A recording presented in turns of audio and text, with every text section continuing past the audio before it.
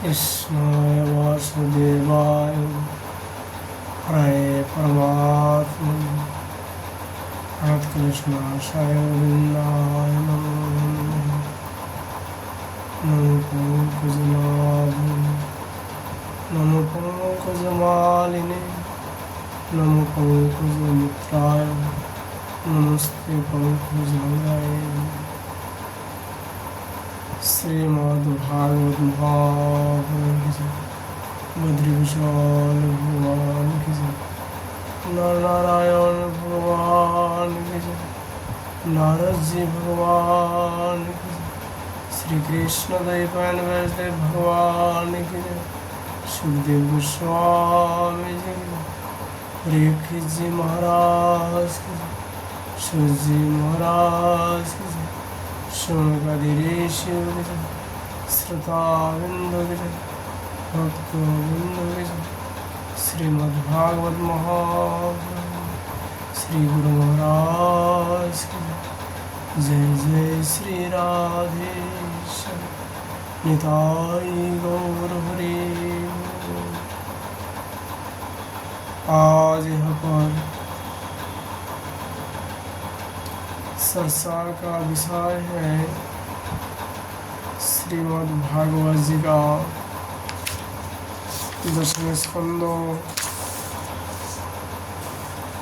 34वां अध्याय अर्थात 40वां अध्याय। अक्रूर जी के द्वारा भगवान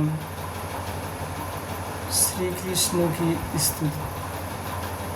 अक्रूरोवाच न तस्महं त्वावखिलो हेतु नारायणं पुरुषमध्यमव्ययम् जन्नाभिजातादरविन्दकोशात् ब्रह्माविराशिर्जतः एष लोकः। अक्रूर जी ने बोले, प्रभु आप प्रकृति आदि समस्त कारण के परम कारण हैं। आप ही अविनाशी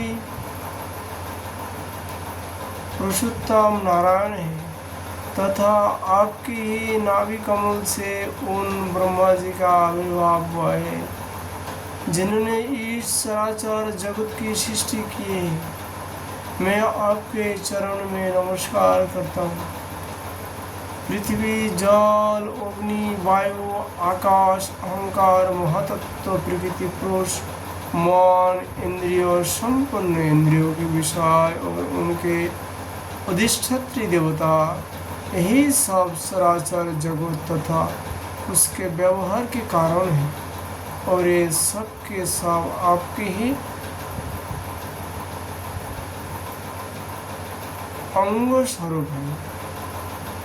प्रकृति और प्रकृति से उत्पन्न होने वाले समस्त पदार्थों इंद्रियवृत्ति के द्वारा ग्रहण किए जाते हैं, इसलिए ये सब अनात्मा है। अनात्मा होने के कारण जड़ है और इसलिए आपका स्वरूप नहीं जान सकते, क्योंकि आप तो स्वयं आत्मा ही ठहरे। ब्रह्मा जी अवश्य ही आपके स्वरूप है, परंतु वे प्रकृति के गुण रज से युक्त है, इसलिए वे भी आपकी प्रकृति का और उसके गुणों से परे का स्वरूप नहीं जानते।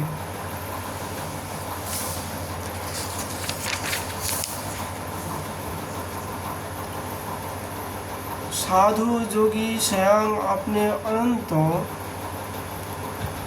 करण में स्थिति अंतर्जामी के रूप में समस्त भूत भौतिक पदार्थों में व्यक्त परमात्मा के रूप में और सूर्य, चंद्र और अग्नि आदि देवमंडल में स्थिति इष्ट देवता के रूप में तथा उनके साक्षी महापुरुष एवं नियंता ईश्वर के रूप में साक्षात आपकी ही उपासना करते हैं। बहुत से कर्मकांडी ब्राह्मण कर्म मार्ग का उपदेश करने वाले त्रिविद्या के द्वारा जो आपके इंद्रियों अग्नि आदि अनेक देववाचक नामों नाम तथा ब्रह्म वज्र हस्तो सप्तर्षि आदि अनेक रूप बतलाते हैं।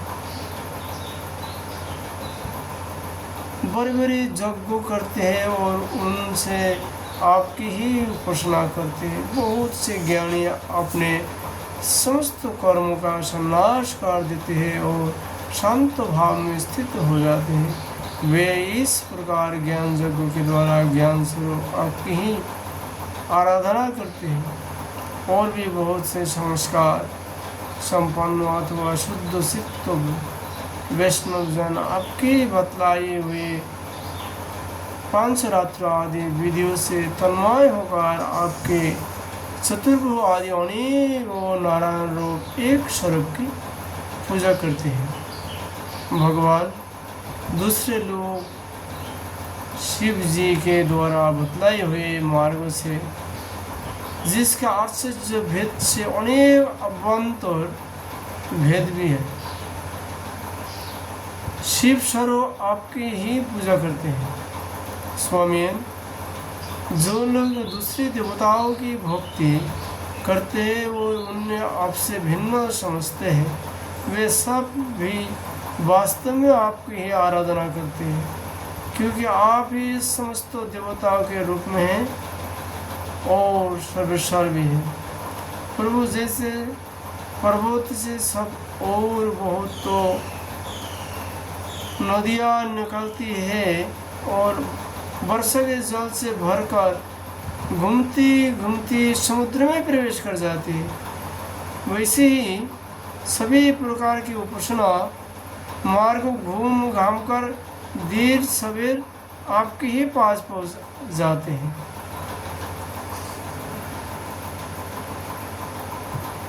प्रभु आपकी प्रकृति के 3 गुण हैं, सतो रजो तमो। ब्रह्मा लेकर सर्व अवतार पर्यंत संपूर्ण चराचर जीव प्रकृति है, और जैसे वस्त्र सूत्रों से उत्प्रेत रहते हैं वैसे ही ये सब प्रकृति के उन गुणों के ही उत्प्रेत है। परंतु आप सर्वस्वरूप होने पर भी उनके साथ लिप्त नहीं है। आपकी दृष्टि निर्लिप्त है, क्योंकि आप समस्त प्रवृत्तियों के साक्षी हैं। यह गुणों के प्रभाव से होने वाली दृष्टि अज्ञान मूलक है, और वह देवता, मनुष्य, पशु, पंछी आदि समस्त जनियों में व्याप्त है, परंतु आप उससे सर्वथा अलग है। इसलिए मैं आपको नमस्कार करता हूँ। अग्नि आपका मुख है, पृथ्वी चरण है, सूर्य और चंद्रमा नेत्र है, आकाश नाभि है, दिशा है, कान है, स्वर्ग और सिर है, देवेंद्रगान भूताए देवेंद्रगान भुजाएं है,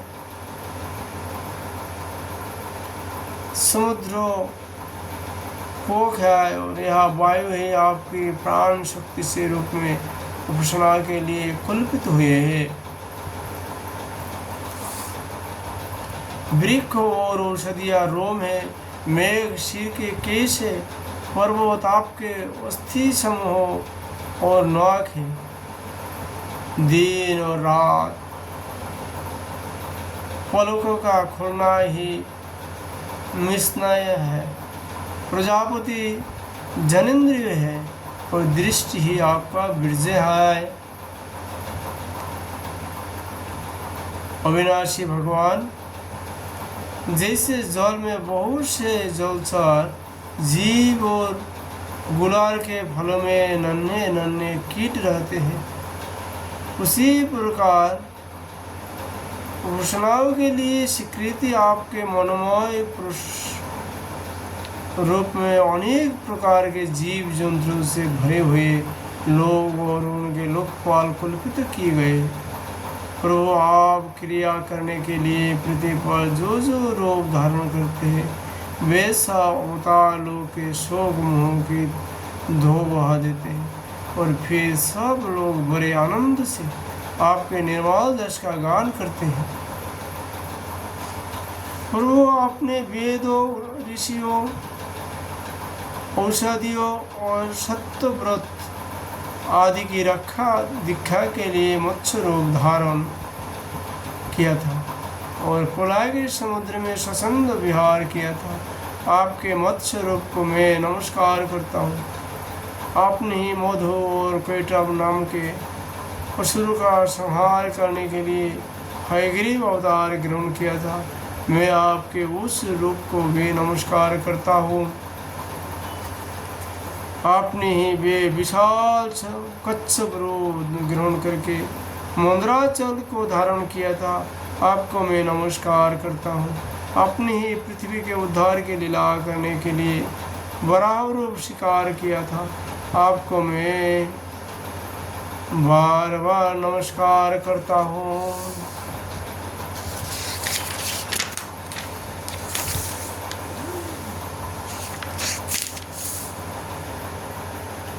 प्रहलाद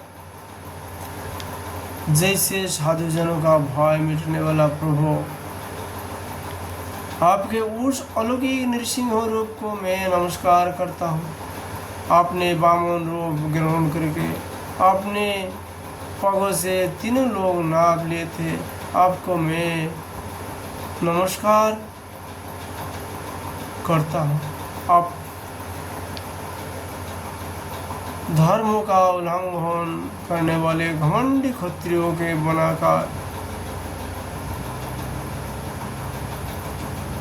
घमंडी क्षत्रियों को वन का छेदन कर देने के लिए आपने भृगुपति परशुराम रूप ग्रहण किया था।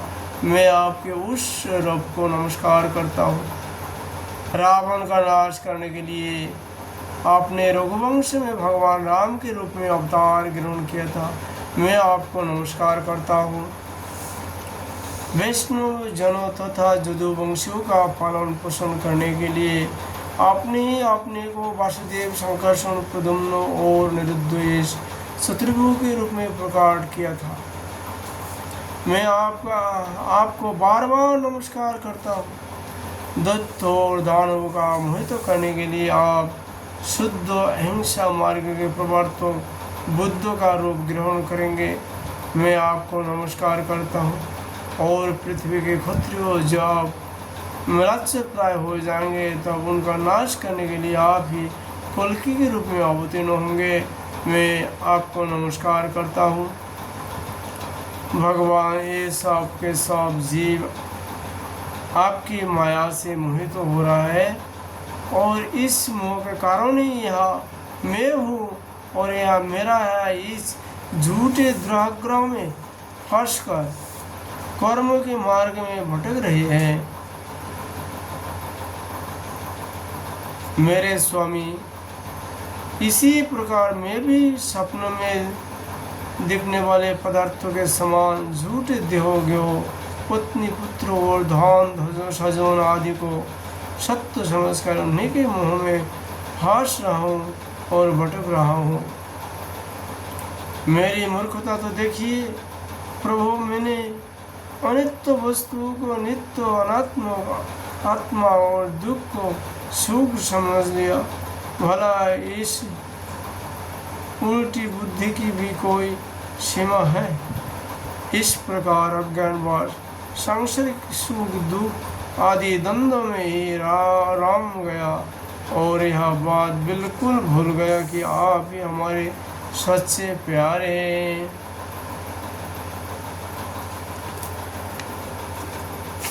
जैसे कोई अनजान मनुष्य जल के लिए तालाब पर जाए और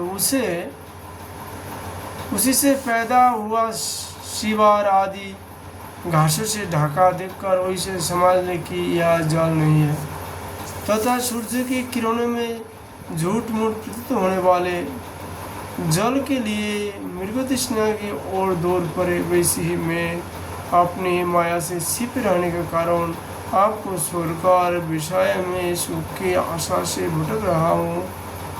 मैं अविनाशी अक्षर वस्तु के ज्ञान से रहित हूँ, इससे मेरे मन में अनेक वस्तुओं की कामना और उनके लिए कर्मों करने के संकल्प उठते ही रहते हैं। इसके अतिरिक्त ये इंद्रियां वे जो बुरे प्रभाव एवं दुर्दामनी है, मन को मत मत कर बलपूर्वक इधर उधर घसीट ले जाती है। इसलिए इस मन को मैं रोक नहीं पाता। इस प्रकार भटकता हुआ मैं आपके उन चरण कमलों की छत्र छाया में आ पहुँचा हूँ, जो दुष्टों के लिए दुर्लभ है। मेरी स्वामी, इसी भी मैं आपका कृपा प्रसाद ही मानता हूँ, क्योंकि पद्मनाभ जब जीव के संसार के मुक्त होने का समय आता है, तब सतपुरुष की उपासना से चित्त वृत्ति आप में लगती रहती है। प्रभु, आप केवल विज्ञान स्वरूप है, विज्ञान घन है। जितनी भी प्रतीतियाँ होती है, जितनी भी वृत्तियाँ हैं, उन सब का आप ही कारण है, अधिष्ठान है। जीव के रूप में एवं जीव के सुख दुख आदि के निमित्त काल है कर्मों, स्वभाव तथा प्रकृति के रूप में भी आप ही है, तथा आप ही उन सब के नियंता भी है। आपकी शक्ति अनंत है, आप स्वयं ब्रह्म है। मैं आपको नमस्कार करता हूँ। प्रभु, आप ही वासुदेव, आप ही समस्त जीवों के आश्रय संकर्षण है, तथा आप ही बुद्ध और मन के अधिष्ठात्री देवता ऋषिकेश प्रद्युम्न अनिरुद्ध है। मैं आपको बार बार नमस्कार करता हूँ। प्रभु, आप मुझ